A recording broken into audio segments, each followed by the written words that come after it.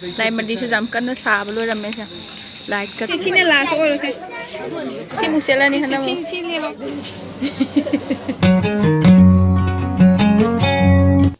nè mà gì ấy cái nào mà cho bị cái em bây giờ chân đi muốn mình núp tàu đi nào mà thế con này đồ aku sih cái tuk tuk kira cái nó gaji em phá chắc cái này em bây giờ chậm lại cái gì là cái bắt chạy xin đâu hay mà mang cái gì cái lời là hay cái anh nào lấy đôi gì cái là cái vậy wow coi bị ni em bây giờ sẽ tôi đây này mà full shot cái gì lại rồi em bây giờ sẽ cái mỗi cái chỉ thả vào đó mà in cái này là mà phải rất là massage pura protection đó đâu lại nhỉ có bị nhỉ magi mask thì giờ cái mask lạc vào đó cao nè đâu phải coi cái zoom cho tôi nó zoom đây cùng tôi nó bị mã lấy gì zoom đi ra khai gì lắm zoom tôi cho là gì sao số jam xa đấy không là ra bông chân lên này khoa khoa dẻo giết sổ chồng tôi đấy sao số jam sai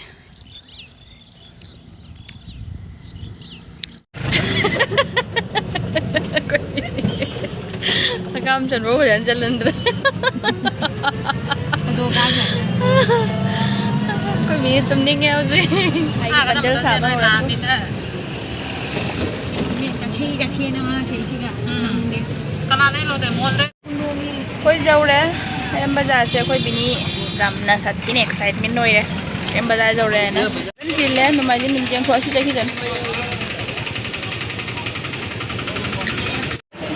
mẹ em lấy bùa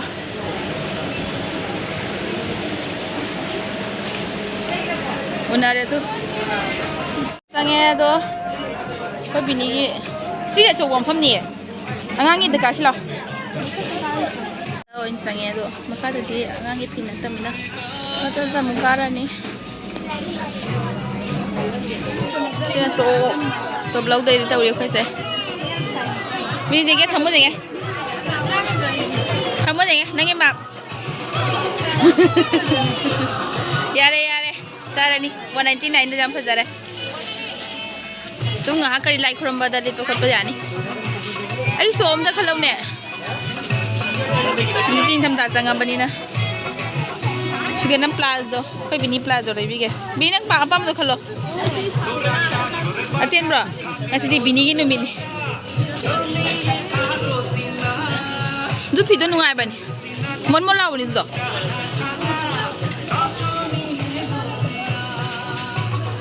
ni ma thamoi ta na khala lage nga si pung ahum mari ta na khalo bini nangi gumia chobo ya tra ma thamoi se lang ma khan mangam re uthora pa ma dum ting thoro ne bini asim choice to holle na magi sana khana bada tuition chapda lit na ba yara ba पायरो तुम पायरो मासी कलर से मा थमोय the मानजा the मारे खलो आई दे दो कलर तो फजै ने मना खलो देंगे मा कलर लगे खलो सिगी कुटा सिनेन फजै पामे सि कुटा से buy one get one free buy one get one free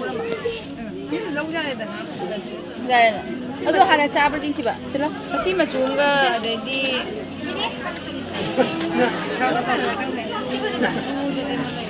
Yang pame. Lihat ke nama sih. School cepat lagi. Ada yang dia bini. School cepat ya. Ada yang bukan ada yang. ya cái đi pakai ni nih Koi bini ngasi pi khan bada koi sesi muli lo ma try room da sang re ma sesum khale try do re ma dia ngang yan try room jam busy le ba mi me am le ba na ma sesum khala le lu tham siba khal lo jenge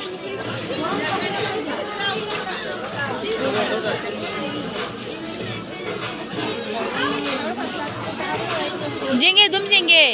फजन सेलो वाव फजै ने बिनी फजन ले लो तुम button दो अमनी तंग पालो lion full पान गनो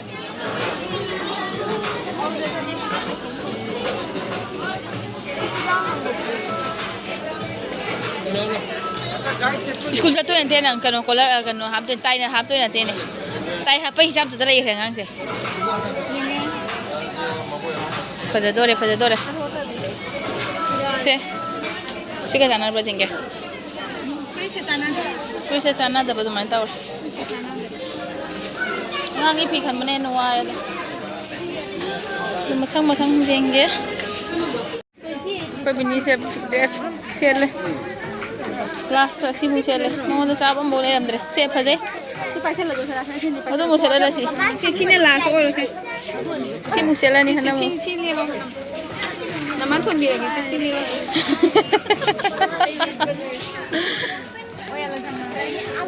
वारे माई फी थी बता सी में को के हमने सी फजे ने दो पम जदे रो मा सी पम जदे परे परे लो Mimi am che ngang kita anam malai ne nang ni dai bari nadre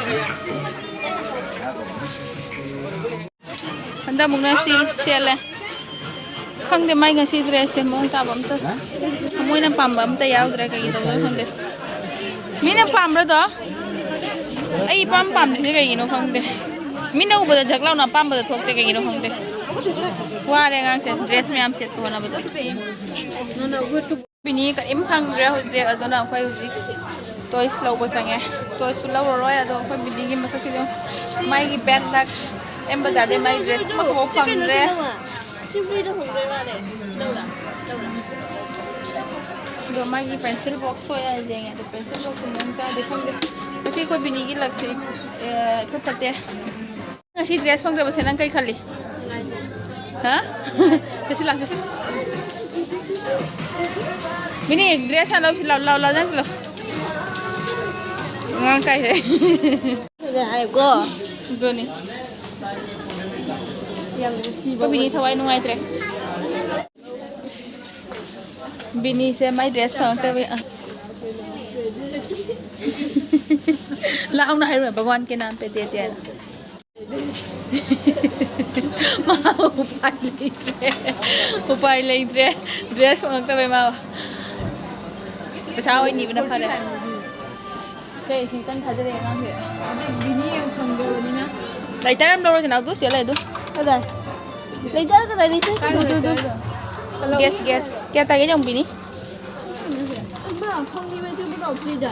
này anh chưa biết sao vậy nè pam rồi muốn liền nang do ji ke jar do nang kyo ha do only 30 rupees hai dai only 40 rupees ta kama Sila lagi mak pam only 80 rupees ta oh kia tay si 149 lumi ya kain san desi di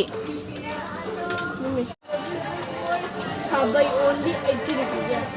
or ka dam pam jara ba kai word kai na biya siwi lau na yang sama ba tu yang sama tham ba sila ni kia tay cái nhân to 99 offer only 99 đây ở châu đó mà khai châu đó blue đó cái đó baby ni cái môi cái đó baby ni cái môi khăn lo chắc trong này box khăn luôn này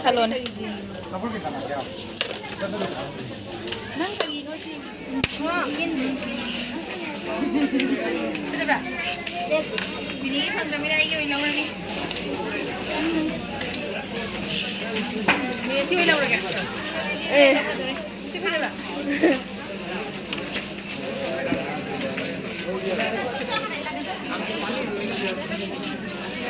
Si betul tak? Ini mau problem ni. Ni lau bini compromise lau orang dengan. Si betul tak? Lagi saja. Nam dia orang bini phang tak bagi nam bini lau tu potong tu thora le. Phi cái potong thora dia. Ona termina je. Si pose 149 nai. nang yang phang de nang de Này đây không đâu. बिनीगी तो तम चलो my dress फंगदबाई अदुना फरे बिनी आई तम चलो मरा अंदनी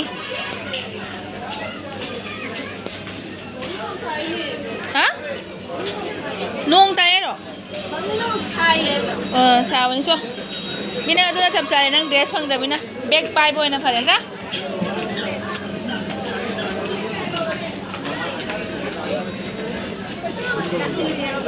करी ma'am जेगो M बाजार दे हंदरक पदा मा सेगा ओइन तारे से की दुकान सेगा एम बाजार की मनाकता माय मराय बक्से सि याम फजै माउंदा याम पक्चा रे दो आइदी लिंगाइ त दिला होद्रे दो याम फजरे याम फजरे पेन नम जरो मे माय प्रोक से लोना स्लेक मचा मा ꯑꯗꯨꯗꯣ ꯁꯪꯍꯟꯗ ꯅꯪ ꯍꯔꯥꯎꯔꯦ ꯍꯔꯥꯎꯔꯦ ꯍꯔꯥꯎꯕꯩ ꯃꯁꯛꯇꯣ ꯑꯝꯇ ꯌꯦꯡꯉꯁꯦ ꯍꯔꯥꯎꯕꯩ ꯃꯁꯛꯇꯣ ꯑꯝꯇ ꯌꯦꯡꯒꯦ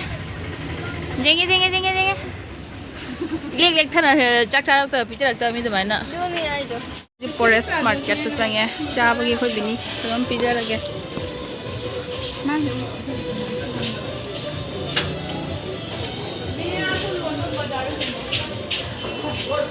ꯐꯣꯔꯦꯁ ꯃꯥꯔꯀꯦꯠꯁꯦ ꯌꯥꯝ ꯆꯥꯎꯔꯝꯃꯤꯌꯦ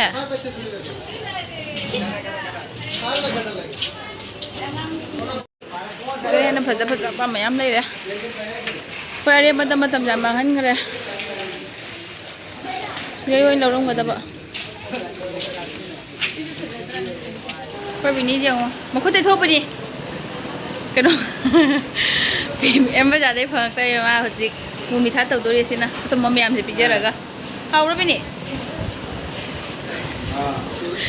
ꯂꯩꯖꯗꯕ ꯃꯆꯥ ꯑꯇꯠꯄ ꯃꯥꯜꯂꯦꯕ ꯃꯤꯅ ꯃꯥ ꯋꯥꯔꯦ चावल लोरे अदुगा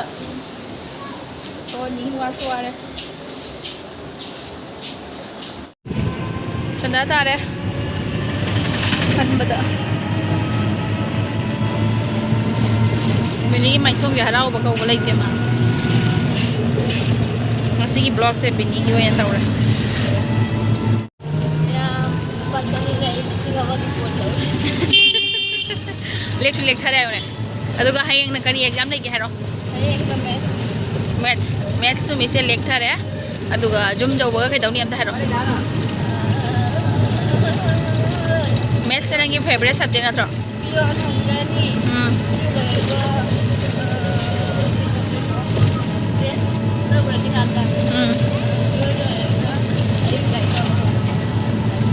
तो मैथ्स से नंगी फेवरेट सब्जेक्ट नत्रा अदुगा नंग रंग रिवीजन लोइखर मात्रो लोइहौद्रबो हरे हरे अदो नंगी फेवरेट सब्जेक्ट नंग फुल मार्क दी फंगकद्राय फंगकने खनब्रा फंगकने रो अदो फरेना जुम चलगा खय पथारानी अदो ये पूरी ड्रेस में आम से सेटलगा येंगनी जुम चलगा मु फजब्रा फजतब्रा आइना वाह मांगले नमुना इपै इपै रे नंगो लाइ मंडी से जाम कन्न साब लोरमे से लाइट का थालन अखोइना लाकपदा सोमना लाइट थाले अदुगा सिगन लाइ मंडी ओ फिलो की सिलाओ काइदनो पई से जाम फजरे जाम फजना साराम मैम से पूजा बिनी की ngasi पूजा की सिना मागी बॉक्स पेंसिल बॉक्स अमता लैरोने बिनी याम सिनी फजनी याद तौना थमुको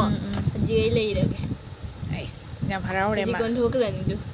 हायना कमंदरो जी कमन होनी वारे कइनो का जावरे से हैंडल का जावरे याम हरावरे मा अदुगा असिगी ब्रश से निबको असिगी नमता तवरोने हां चिमता तवरोने नंगी ब्रश की पाम्बगी केनो दो टी ब्रश नी आई जे सिकुमा मया मुरे दे पाम दे बट सी जावलक पई पाम दु कइनो मागी ड्रेस अमनी गा लेरे ए फ्रुट अमनी गा दुका कोई की वीडियो से कोई बिनी की हैप्पी की मोक सिगा लोइसलागे मयाम बाय